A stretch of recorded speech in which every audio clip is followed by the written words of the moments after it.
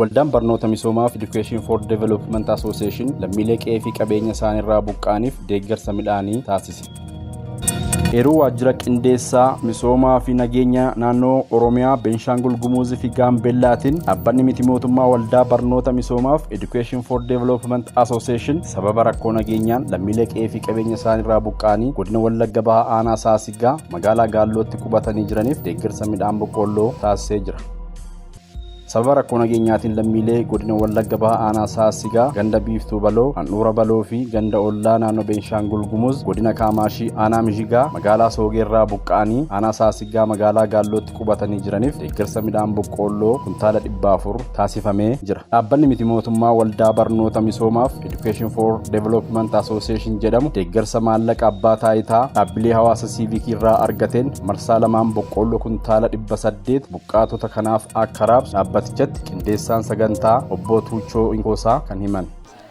Naannoo kana midhaan nyaataatiif kan ta'u boqqolloo finnee dhufnee deeggarsa Federal Civil Society Organizations Authority kan jedhamu irraa maallaqa argameeni dhaaba kan biraadhaa walitti qindoofne boqqolloo kana binnee finnee warra buqqaa'ota naannoo kanaatiif dhiyeessaa jirra.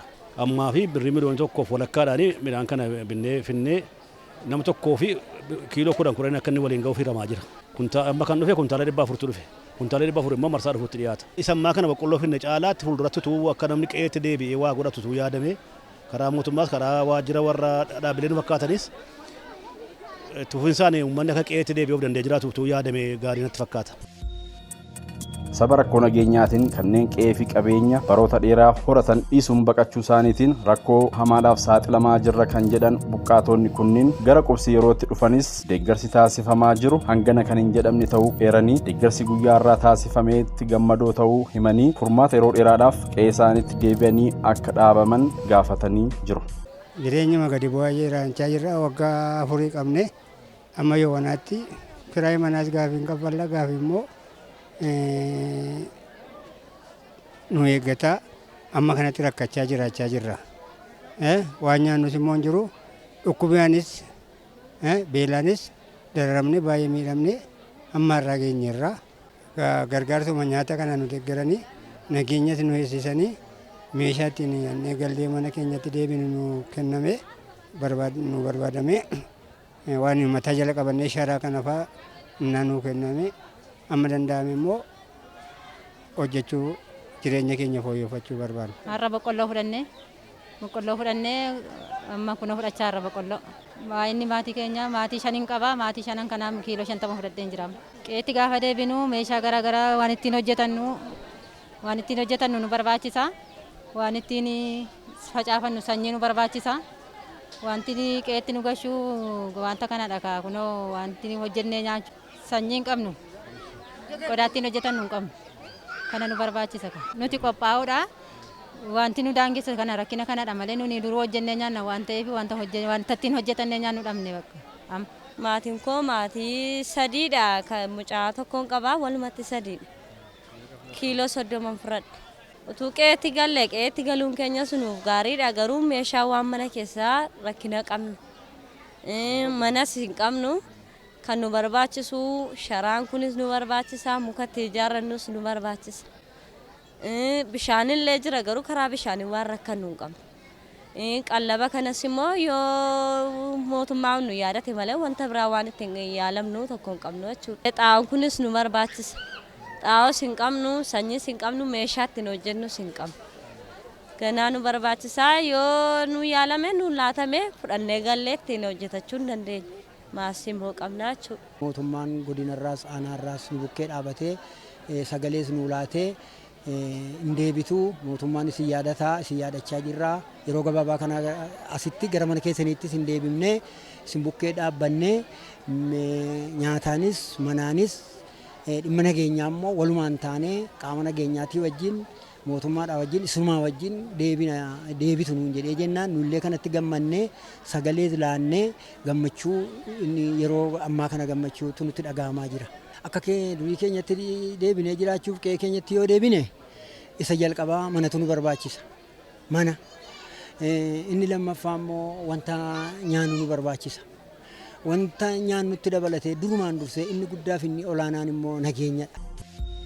Akka godina Wallagga Bahaatti buqqaatota turan keessaa hedduun isaanii gara qe'ee isaaniitti deebi'uun jiruuf jireenya idilee isaanii gaggeessaa jiru kan jedhan immoo waajjira buusaa gonofaa godina Wallagga Bahaatti abbaan adeemsa hojii deebisanii dhaabuu fi loojistikii fandii obbo Birhaanuu Oljirraa kanneen hafanis yeroo gabaabaa keessatti gara qe'ee isaaniitti akka deebi'aniif kan hojjetamaa jiru waan ta'eef lammiilee kanneen maddii dhaabachuun barbaachisaadha jedhaniiru. Akka godina keenyaatti aanaalee 11 keessa jiru buqqaanii gargaaramaa kan jiranii. Of course yeroo ammaa buqqaan qabnu gargaaramaadha kan nuyi qabnu. Buqqaanii aanaalee 11 keessatti argaman kun aanaa Saasiggaa kanaan isa tokkodha. Gargaarsi gama mootummaatiinis yeroo isaa eegee yoo dhiyaachuu baatellee dhiyaachaa jira. Gama mootummaa bukkeedhaan immoo dhaabbileen adda addaa warra akka NGO keessattuu warra amma kennaa jiran kun dhaabbata siviiliitirraa dhufanii boqqolloo kuntaala 400 bitanii yeroo har'aa uummata gargaaramu kanaa fi iftoominaan lafa qaamni dhaabbata sanaa jirutti raabsamaa fi jira jechuudha uummata kanaaf. Amma aanaalee 11 keessatti itti deemaa jirra. Yeroo ammaa qe'ee isaaniitti akka deebi'aniif amma soogeetti kan deebi'aa jiran jiru. Wanti sheltarii waan adda addaa dhaabbata adda addaa wajjin ta'uudhaanii kennamaa fi jira. Yeroo darbe keessa torbee darbe keessas kan deebi'an jiru. Ammas immoo aanaa adda addaa keessatti deebisuudhaa fi qindoominaan hojjetamaa jira jechuudha. Maaliif gara arfaasaatti deemaa jira waan ta'eef uummati gargaaramaa jiru kun qe'ee isaatti deebi'ee of course gargaarsi amma dandamanii isaan barbaachisa waan ta'eef qe'ee isaaniitti galanii akka qotatan iddoo adda addaatti xaa'oo sanyii filatamaa gaafachaa fi jirra jechuudha.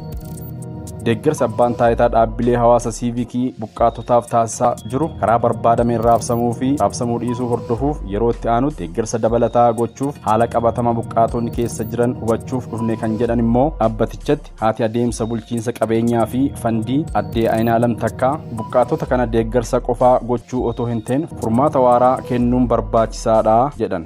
መጣነው በሲቪል ማህበረሰብ ድርጅቶች ባለስልጣን ስር የሚተዳደር በድጋፍ ያገኘውን 3 ሚሊዮን ብር ምን አይነት ቦታ ላይ አውሎታል የሚለውን ለማየት ነው። ጉዳተኞቹስ ምን አይነት ደረጃ ላይ ነው ያሉት የሚለውን ለማየት ነው እና በዚህ ዕለት በተሰጣቸው ፈንድ ባገኙት ገንዘብ ማለት ነው የተገዛውን እህል ምን እንዴት አድርገው ያከፋፍሉታል? እውነትም ተገዝቷል ወይ? ከተገዛስ እንዴት ይከፋፈላል?